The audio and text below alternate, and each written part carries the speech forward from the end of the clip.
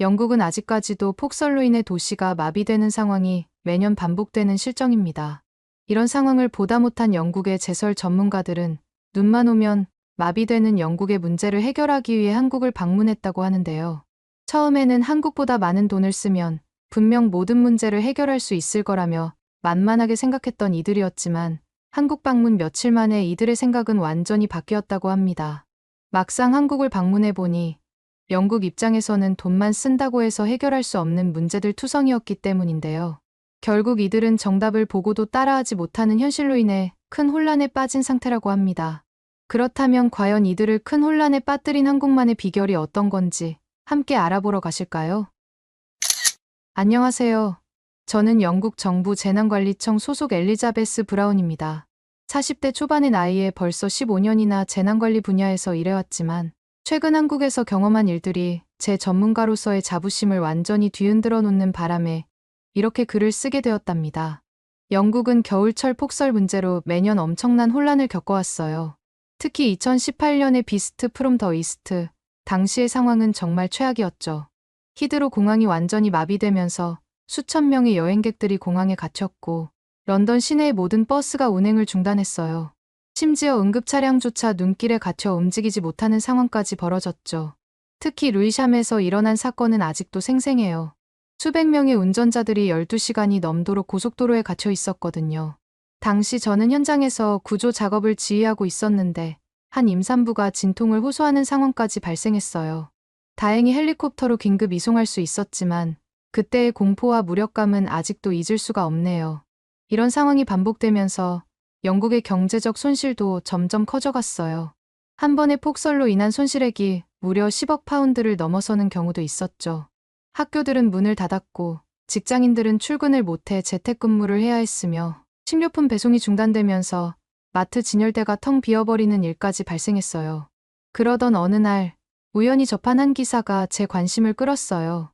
한국의 폭설 대응 시스템에 관한 내용이었는데 처음에는 믿기지가 않더군요. 폭설이 내린 후 3시간 만에 도로가 정상화된다니 이게 어떻게 가능한 일일까 하는 의구심이 들었어요. 호기심이 생겨 더 자세히 조사해보니 한국은 저희보다 훨씬 더 많은 양의 눈이 내리는데도 이런 빠른 대응이 가능하다는 사실을 알게 됐어요. 특히 강원도 지역은 런던의 몇 배에 달하는 적설량을 기록하는데도 도로가 마비되는 일은 거의 없다고 하더군요. 이런 내용을 정부 회의에서 발표했을 때 반응은 제가 예상했던 것보다 훨씬 차가웠어요. 특히 마이클 윌슨이라는 고위직 공무원은 왜 하필 한국인가요? 차라리 한국보다는 일본이나 더 큰 규모의 중국을 벤치마킹하는 게 낫지 않을까요? 라며 즉각적인 반대 의견을 표명했죠. 하지만 제가 조사한 바로는 일본이나 중국도 폭설 대응에서만큼은 한국만 못했어요.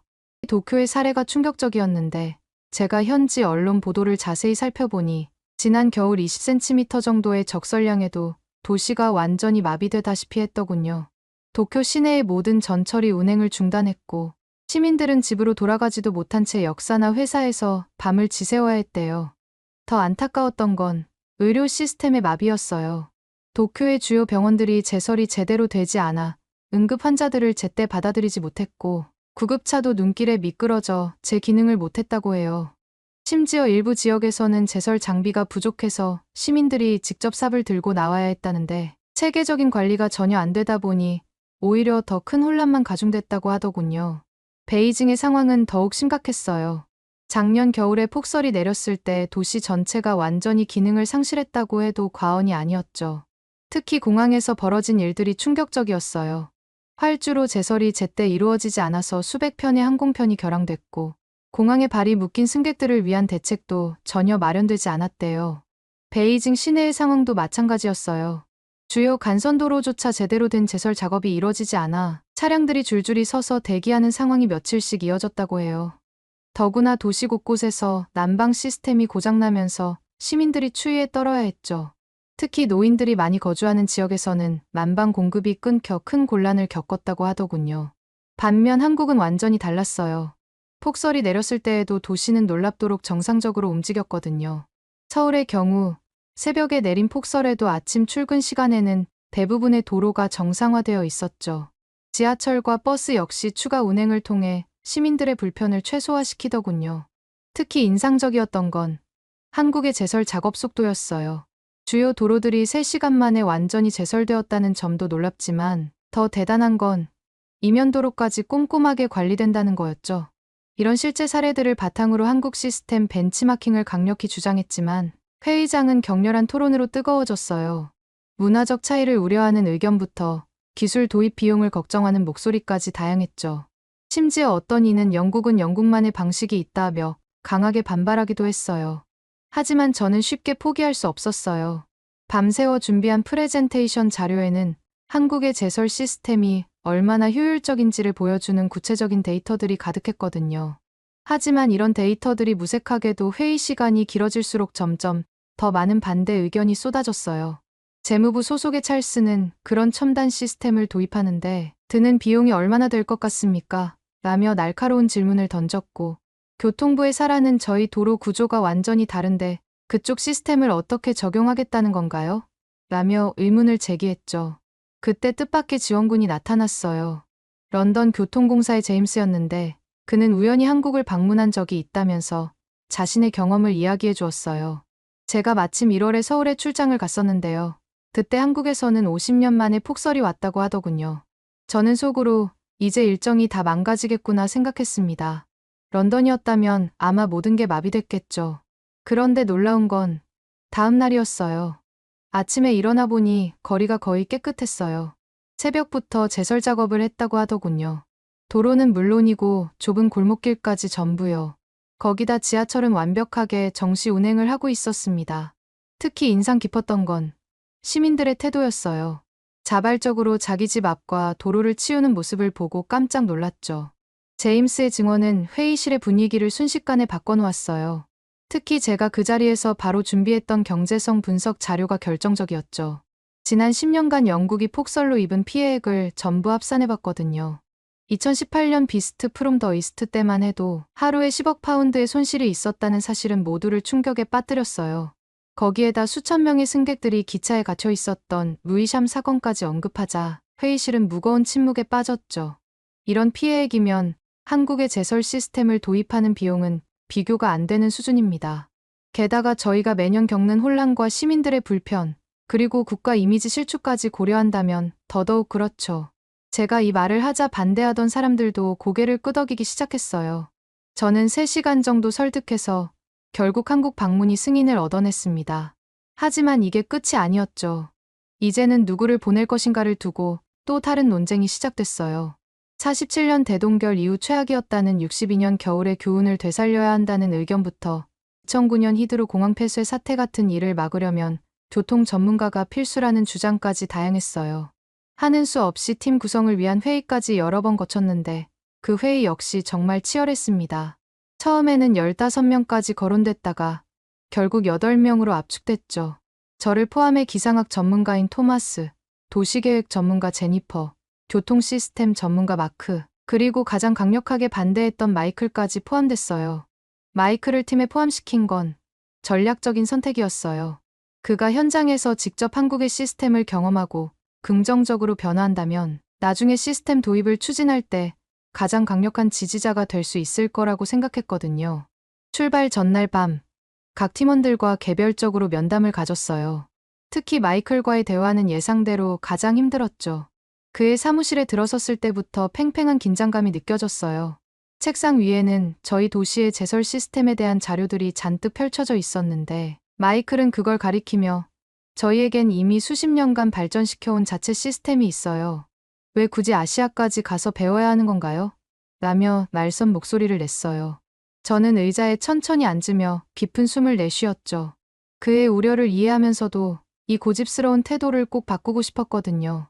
마이클, 당신의 경험과 전문성을 존중합니다. 하지만 저희가 선입견을 버리고 배울 점이 있다면 그곳이 어디든 배워야 하지 않을까요? 지금 저희 시스템의 한계를 가장 잘 아는 사람도 당신이잖아요. 마이클은 잠시 침묵했다가 고개를 살짝 끄덕였어요. 완전한 동의한 건 아니었지만 분명히 진전이 있었죠. 그렇게 우여곡절 끝에 인천공항에 도착했을 때부터 저희는 놀라움의 연속이었어요. 런던의 히드로 공항과는 너무나 다른 광경이 펼쳐졌거든요. 입국장에서 수화물을 찾기까지 걸린 시간이 믿기지 않을 정도로 짧았고 공항철도로 이동하는 과정도 너무나 효율적이었어요. 특히 인상적이었던 건 공항철도였어요. 히드로 익스프레스와 비교하면서 마크가 연신 고개를 끄덕이더군요. 믿기지 않네요. 이렇게 정확한 시간 운영이 가능하다니. 평소 꼼꼼하기로 유명한 마크가 이런 반응을 보이는 건 처음이었어요. 서울에 도착해서 처음 며칠은 주로 시스템 연구에 집중했어요. 각종 데이터를 수집하고 현지 전문가들과 미팅도 가졌죠. 그러던 어느 날 저녁, 호텔 창문을 통해 하얀 눈이 내리는 걸 발견했어요. 우연찮게 첫눈을 한국에서 보게 된 거죠. 순간 가슴이 철렁했어요. 영국에서라면 이런 날씨에 아마 도시가 마비되고 교통이 혼잡해질 텐데 하는 생각이 들었거든요. 하지만 실제로 본 광경은 전혀 달랐어요. 호텔을 나서자마자 눈에 띈 건 질서정연하게 움직이는 사람들이었어요. 상점 주인들은 자신의 가게 앞을 즉각적으로 치우기 시작했고, 건물 경비원들은 이미 제설 작업에 들어간 상태였죠. 저희 팀원들은 이 광경을 믿기지 않는다는 듯 지켜보고 있었어요. 특히 마이클의 표정이 인상적이었죠. 이건 정말 놀랍네요. 영국이었다면 다들 집에서 날씨가 좋아지기만을 기다렸을 텐데, 그의 목소리에서 처음으로 진정한 감탄의 기색이 느껴졌어요. 더 놀라운 건 다음날 오전에 있었던 서울시청 방문에서였어요. 저희가 도착했을 때 서울시청은 이미 비상체제로 전환한 상태였는데 시청 전체가 마치 군사작전을 방불케 하는 긴박한 분위기였거든요. 1층 로비부터 심상치 않았는데 직원들은 마치 오래전부터 이런 상황에 대비해온 것처럼 능숙하게 각자의 위치로 배치되고 있었어요. 스마트 제설 관제센터에서는 그야말로 첨단 작전본부를 방불케 했답니다. 벽면을 가득 채운 대형 스크린에는 서울 전역의 실시간 도로 상황이 띄워져 있었고 그 옆으로는 서울시 전역에 배치된 92개의 자동 염수분 사장치와 44개의 도로열선 시스템의 실시간 작동 현황이 한눈에 들어왔어요. 특히 놀라웠던 건 도로 곳곳에 설치된 IoT 센서들이었죠. 이 센서들은 기온과 습도는 물론 도로 표면의 결빙 정도까지 실시간으로 측정해 전송하고 있었거든요. 더 대단했던 건 스마트 제설함이었어요. 시내 곳곳에 설치된 제설함마다 IoT 센서가 부착되어 있어서 제설제가 얼마나 남았는지, 뚜껑이 열려 있는지 닫혀 있는지까지 실시간으로 확인할 수 있더군요. 이걸 모두 스마트폰으로 체크할 수 있다는 게 정말 놀라웠죠. 브리핑을 맡은 김 과장의 설명은 저희의 생각을 완전히 바꿔놓았어요. 서울시는 눈이 내리고 나서야 대응하는 게 아니라 기상청 데이터와 실시간으로 연동된 시스템을 통해 강설 가능성을 미리 예측하고 선제 대응한다는 거였죠. 특히 급경사 구간이나 고갯길 같은 취약 지점에는 도로 포장면 7cm 아래에 열선을 깔아두어서 눈이 쌓이기도 전에 녹여버린다는 설명에 저희 모두 감탄했어요. 그리고 한국은 기능만 중요시하는 게 아니라 환경 보호도 놓치지 않더군요. 기존의 염화칼슘 대신 친환경 제설제를 사용한다는 점, 그리고 이 모든 시스템의 운영에 들어가는 비용이 장기적으로는 오히려 절감된다는 설명까지 들으니 영국의 시스템을 완전히 뜯어고쳐야겠다는 생각이 절로 들었답니다. 특히 이면도로나 골목길처럼 제설차가 들어가기 어려운 사각지대까지 꼼꼼하게 신경 쓴 시스템 설계는 정말 감탄스러웠어요. 그렇게 브리핑이 시작되었는데 도중에 갑자기 비상 상황이 발생했어요. 예상보다 많은 양의 눈이 내리기 시작했다는 보고가 들어온 거죠. 그런데 더 놀라운 건 그 다음이었어요. 브리핑이 끝나자 김 과장이 즉시 자리에서 일어나더니 현장 투입을 자청한 거예요. 순식간에 회의실의 분위기가 바뀌었어요. 다른 공무원들도 재빨리 움직이기 시작했고 몇 분 안에 비상 대응팀이 꾸려졌죠. 저희도 가만히 있을 순 없었어요. 팀원들과 눈빛만 교환했을 뿐인데 모두가 동시에 자원봉사를 자청했답니다. 현장에 도착해보니 이미 제설 작업이 한창이었어요. 놀라웠던 건 일반 시민들도 자발적으로 참여하고 있다는 거였죠. 저는 최선을 다해 눈을 치워보려 했지만 옆에서 작업하는 한국 공무원들의 속도를 따라가기가 힘들었어요. 삽질 하나하나가 무척 능숙해 보였고 눈을 치우는 방향이며 쌓는 위치까지 마치 전문가 같았습니다. 저는 호기심을 참을 수가 없었어요. 옆에서 작업하던 공무원에게 어떻게 그렇게 눈을 잘 치우는지 물어봤죠. 그의 대답은 의외였어요. 아, 이 정도는 별거 아닙니다. 군대에서 눈 치우는 게 일상이었거든요.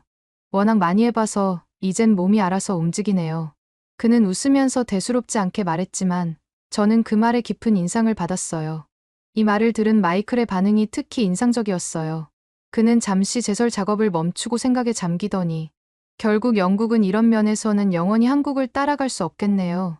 저희는 의무 군복무 제도가 없으니까요. 이런 건 단순히 시스템을 들여온다고 해결되는 게 아닌 것 같아요 라고 중얼거렸죠.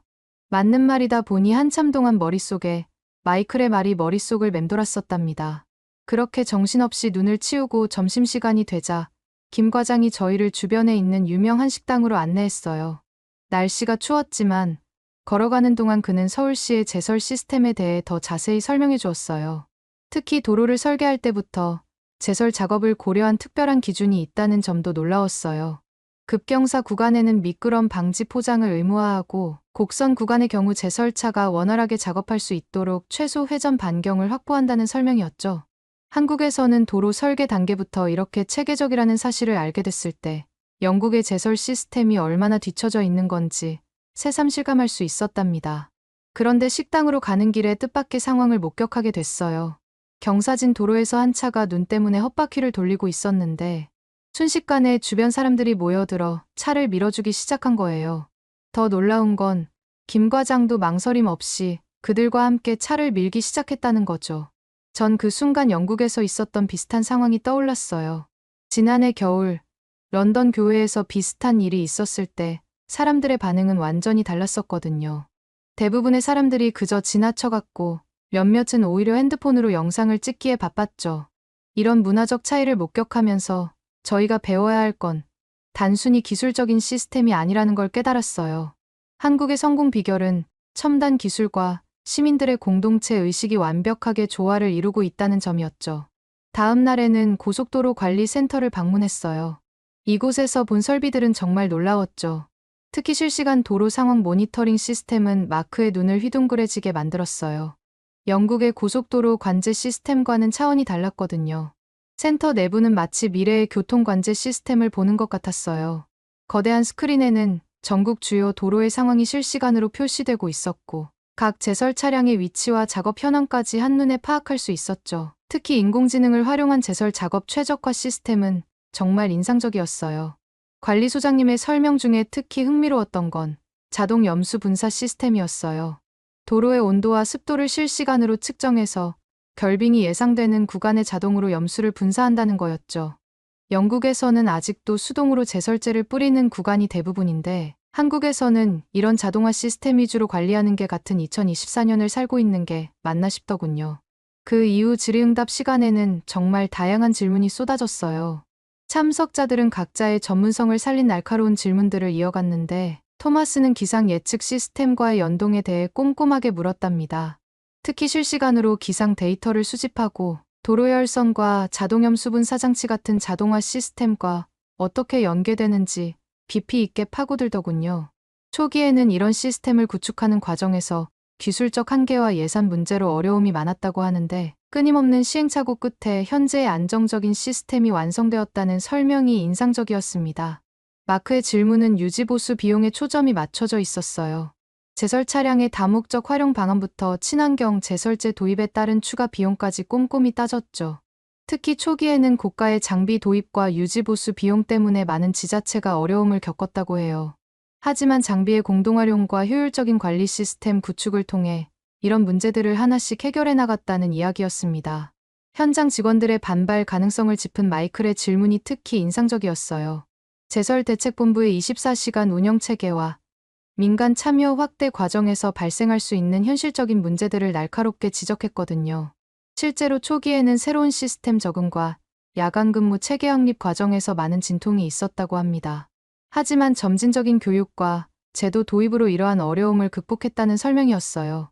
질의응답이 깊어질수록 논의는 더욱 전문적인 영역으로 확장되었답니다. 흡염식 제설제 살포 방식의 효율성, 아세트산염 계열 친환경 제설제의 실질적 효과, 그리고 주민 참여형 제설 시스템 구축 방안까지 다양한 주제들이 오갔어요. 특히 초기에는 친환경 제설제의 효과가 기존 제설제에 비해 떨어진다는 우려가 컸다고 하는데 끊임없는 연구 개발을 통해 이런 한계를 극복해냈다는 점이 인상적이었습니다. 저녁이 되자 관리소장님이 저희를 유명 삼겹살집으로 초대해 주셨는데요.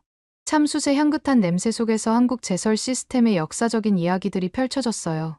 1969년부터 시작된 본격적인 도시화 과정에서 제설의 중요성이 어떻게 부각되었는지, 복잡한 도심 환경에서 물리적 제설 방법의 한계를 극복하기 위해 어떤 노력들이 있었는지 생생하게 들을 수 있었답니다. 특히 초기에는 제설 장비와 인력이 턱없이 부족해 큰 어려움을 겪었다고 했어요.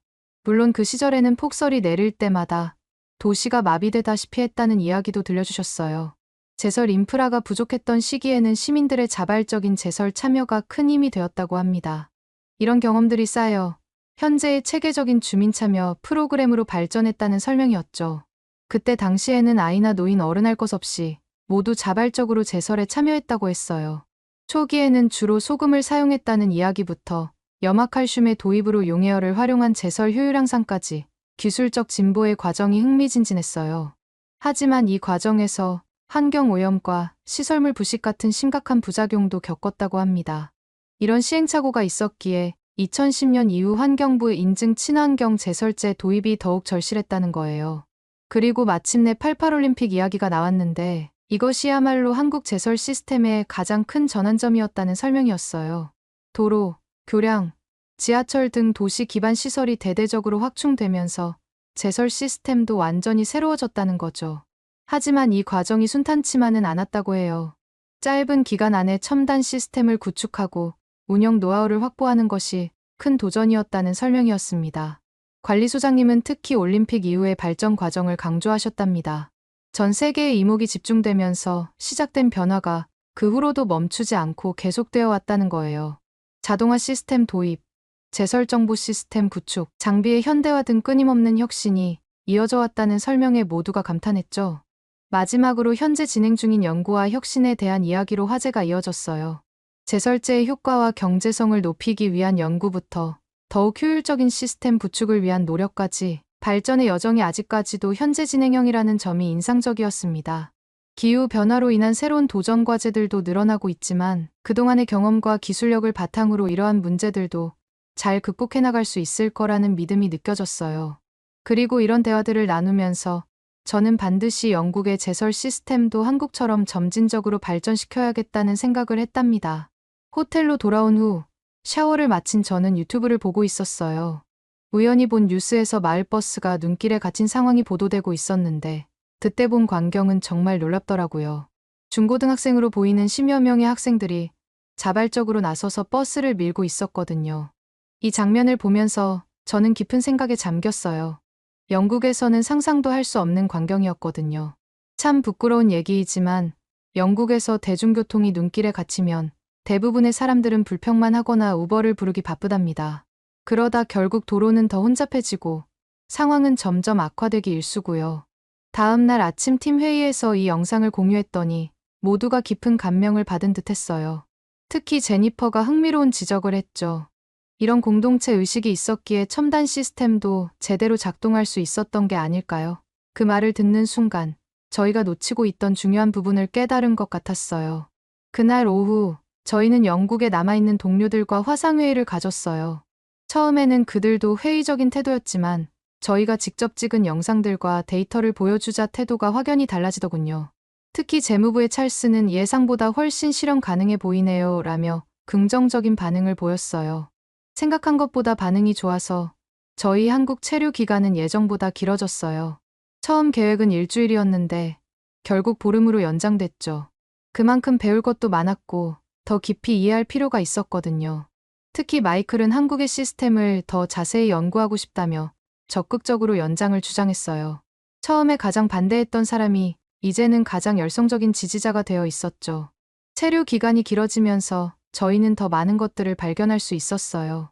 예를 들어 한국의 제설 작업은 단순히 눈을 치우는 것에 그치지 않았어요. 녹은 눈이 다시 얼지 않도록 하는 후속 조치까지 철저히 관리하고 있었죠. 이건 저희가 전혀 생각하지 못했던 부분이었어요. 저희는 이런 부분을 참고해서 바로 보고서를 작성했어요.